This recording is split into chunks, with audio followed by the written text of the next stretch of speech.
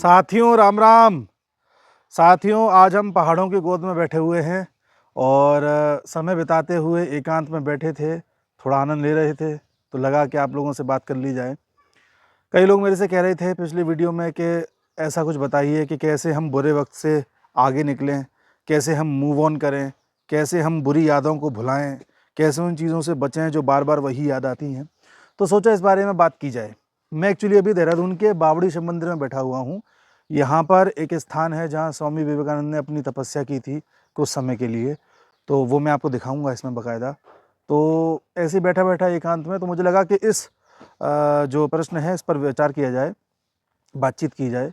तो जो लोग ये कहते हैं कि साहब मूव ऑन कैसे करें, बुरे वक्त को भूलें कैसे, वही चीज़ें याद आती हैं उनसे कैसे आगे बढ़ें, तो स्वामी जी कहते थे कि सारा कुछ है वो सिर्फ मन का है। आप लोग खुद सोचिए एक बात को कि एक थॉट होता है, एक विचार होता है जो किसी इंसान को हिटलर बना देता है।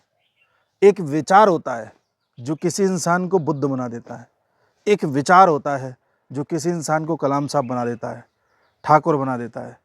तो सारा खेल है विचारों का। इस चीज़ को जानिए आप जब छोटे थे तो आप एक छोटे से खिलौने के लिए रोते थे, लड़ते थे, झगड़ते थे कि साहब मुझे वो खिलौना चाहिए। एक छोटा सा खिलौना जिसका आज आपकी नज़र में कोई मूल्य नहीं था, लेकिन उस वक्त वही सब कुछ था आपके लिए। आप जब थोड़े बड़े हो गए, आपने देखा क्लास में कंपटीशन है कि साहब किसके नंबर अच्छे आएंगे, तब आपके लिए सब कुछ वो मार्क्स हो गए, वो नंबर हो गए 10वीं में, 12वीं में। फिर उसके बाद आपके लिए सब कुछ कॉलेज हो गया कि कौन सा कॉलेज मिलेगा, क्या है क्या नहीं है। आज जो लोग कॉलेज पार कर चुके हैं, जो लोग 20 साल की उम्र के पार हो चुके हैं, जिन्होंने ग्रेजुएशन पोस्ट ग्रेजुएशन कर लिया है, शायद नौकरी भी कर रहे होंगे, या जिन्होंने नहीं भी करा वो ग्रेजुएशन कर रहे हैं, तो वो अपना पुराना वक्त याद करें और ज़रा देखें कि आज के 10 साल पहले, 15 साल पहले जिस चीज़ के लिए आप मरते थे, आज उसका क्या मूल्य है? कुछ नहीं है। शायद आने वाले समय में जो आज जिस चीज़ को आप सबसे ज़्यादा तवज्जो दे रहे हैं, वो बिल्कुल भी मूल्यवान नहीं रह जाएगी। एक टाइम ऐसा आएगा जब आप 60 साल के हो जाएंगे, या 70 साल के हो जाएंगे, 80 साल के हो जाएंगे, तब आप अपनी इन सब चीज़ों के बारे में सोचेंगे तो लगेगा कि यार किस चीज़ पे हम यार परेशान हो रहे थे, किस चीज़ के लिए हमने अपने आप को इतना संकट में डाल लिया था, किस चीज़ के लिए इतना डिप्रेशन में चले गए थे। तब आप पाएंगे कि सारा कुछ था वो थोड़े टाइम के लिए जो थॉट प्रोसेस था उसी का खेल था। हमारे मन ने, हमारी एनर्जी ने अपने आप को किसी एक ऐसे विचार में कॉन्सेंट्रेट कर लिया कि साहब ये मिल जाएगा तो खुशी हो जाएगी। बाद में वो मिल गया तो हम न्यूट्रल हो गए, नहीं भी मिला, मान लो हम परेशान भी हुए कि साहब नहीं मिला नहीं मिला, तो थोड़े समय बाद उस विचार की जो ताकत थी वही फीकी पड़ गई और वो विचार उतना ताकतवर नहीं रहा कि हमें परेशान कर पाए। तो जो लोग परेशान होते हैं अपने किसी पर्टिकुलर चीज़ को लेकर के, या वर्तमान वक्त को लेकर के, या किसी छोटी हुई चीज़ को लेकर के, बस वो इस चीज़ को सोच करके, मैं ये नहीं कह रहा कि उन्हें राहत मिल जाएगी, इस चीज़ को सोच करके समय बिताएं कि ये भी बस एक विचार है, विचार का इम्पल्स है जो थोड़े समय बाद प्रभावहीन हो जाएगा और उतना असर डाल नहीं पाएगा। इसलिए टाइम दें चीज़ों को। आप कहेंगे साहब टाइम तो हम दे रहे हैं, 10 दिन हो गए, 15 दिन हो गए, किसी का शायद 1 साल हो गया, कोई आदमी किसी पीड़ा से बाहर आ ही नहीं पा रहा है, उस थॉट प्रोसेस से बाहर आ ही नहीं पा रहा है, मूव ऑन नहीं कर पा रहा है, तो वो और टाइम दे। कुछ चीज़ें ऐसी होती हैं जो 1 दिन में भर जाती हैं, कुछ 1 महीने में भरती हैं, कुछ 1 साल में भरती हैं, कुछ 5 साल में भी भरती हैं। कभी ऐसा थॉट लेकर ना आएँ जो आपकी ज़िंदगी को ख़राब कर दे। कोई ऐसा कदम ना उठाएँ जो आपको और आपके इर्द-गिर्द के लोगों में बिल्कुल नेगेटिविटी भर दे। अपने आप को संयम दें, ठहराव दें, और जैसे-तैसे समय को गुज़ार दें, चाहे कुछ भी करके, घूम-घाम के। देखिए हमारे बगल में कुकुर आ गए, ये भी बगल से निकल गए। जाइए, घूमते-घामते निकाल दीजिए वक्त को, या आप कभी किसी से बातचीत करने बैठ जाइए। आपका मन नहीं लगेगा लेकिन बातचीत करिए।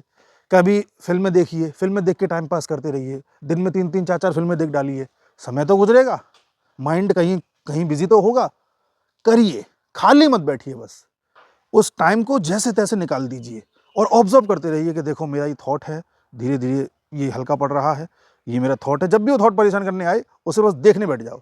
जैसे किसी नदी के किनारे बैठ कर के हम लहरों को देखते रहते हैं कि देखो एक लहर गई, दूसरी लहर गई, तीसरी लहर गई। हम उसमें डूबते नहीं हैं, अपने आप को अटैच नहीं करते। डूबने का मतलब तो ये नहीं कि नदी में कूद जाओ, अटैच नहीं करते, उससे एसोसिएट नहीं करते। एक दर्शक बन के सिर्फ देखते रहते हैं। ऐसे ही थॉट्स होते हैं, दिमाग में चलते रहते हैं। दर्शक बन के बस देखते रहो कि देखो मेरे अंदर थॉट आया कि मुझे एक मर्सिडीज़ चाहिए। क्या है, थॉट ही तो है। मिल जाएगी तो क्या हो जाएगा? थोड़े दिन अच्छा लगेगा, 10 दिन, 15 दिन, थोड़े दिन मैं शो ऑफ कर लूँगा, उसके बाद क्या नॉर्मल हो जाएगा। जैसे एक नॉर्मल गाड़ी है, ऐसे ही वो गाड़ी है। क्या हो जाएगा? क्या हो जाएगा कि अगर मैं एक बिल्डिंग ले लूँगा तो? क्या हो जाएगा कि अगर मैं एक बहुत बड़ी पोस्ट पे आ जाऊँगा तो? उसका जो सुख है 15, 20, 25 दिन, 6 महीने, 1 साल का रहेगा। तो मैं क्यों किसी चीज़ के लिए इतना मर रहा हूँ जो मुझे टेम्परेरी हैप्पीनेस दे सकती है? ऐसी क्या चीज़ है जो मुझे परमानेंट हैप्पीनेस दे सकती है? उसके बारे में सोचना चाहिए। जब आप ऐसे खुद रीज़निंग करने लग जाएँगे ना, खुद उस चीज़ को ऑब्ज़र्व करके काटने लग जाएँगे कि अरे यार, ये तो जस्ट अ थॉट, तो खुद समझ जाएँगे कि सारा खेल मन का है। जैसे हम फ़िल्म देखते हैं, तो कुछ लोग फ़िल्म देखते-देखते उसमें इतना डूब जाते हैं कि फ़िल्म के सीन के साथ रोने लगते हैं कि अरे! इसके साथ ये बहुत बुरा हुआ। उसी वक़्त जो आदमी ये सोच लेता है ना कि अरे नहीं-नहीं, ये तो फ़िल्म है, ये तो कल्पना है, ये तो एक बनाया गया एक जो है चित्र है, इसमें क्या है, हकीकत थोड़ी है कुछ। तो आदमी रोता नहीं है फिर, वो समझ जाता है ये फ़िल्म है, बस मज़े लो। ऐसे ही वो थॉट है, थॉट को एक फ़िल्म मानें, बस उसे जाने दें और ये देखें कि अच्छा ये भी एक थॉट था। जैसे पुराने थे, जिनका कोई मायने नहीं रहे एक टाइम के बाद, ऐसे ये है, ये भी आके परेशान करना चाह रहा है, लेकिन मैं दर्शक बन के सिर्फ़ देखूँगा इसे और ये सामने से निकल जाएगा। इस थॉट के साथ आप जो है चीज़ें अपनी आसान कर सकते हैं, आने वाली समस्याओं से बच सकते हैं और धीरे-धीरे अपने आप को टाइम दीजिए, ये वक़्त भी गुज़र जाएगा। साथियों, देखिए, ये है स्वामी विवेकानंद का वो कक्ष जहाँ पर उन्होंने तपस्या की थी। यही बावड़ी शिव मंदिर है, ये इनका छोटा-सा कक्ष है। देखिए कितनी शांति है यहाँ, कितनी पॉज़िटिवनेस है। ठाकुर जी हैं, माता जी हैं, देखिए स्वामी विवेकानंद हैं। यही वो पवित्र स्थान है जो देहरादून को विशेष बनाए हुए है।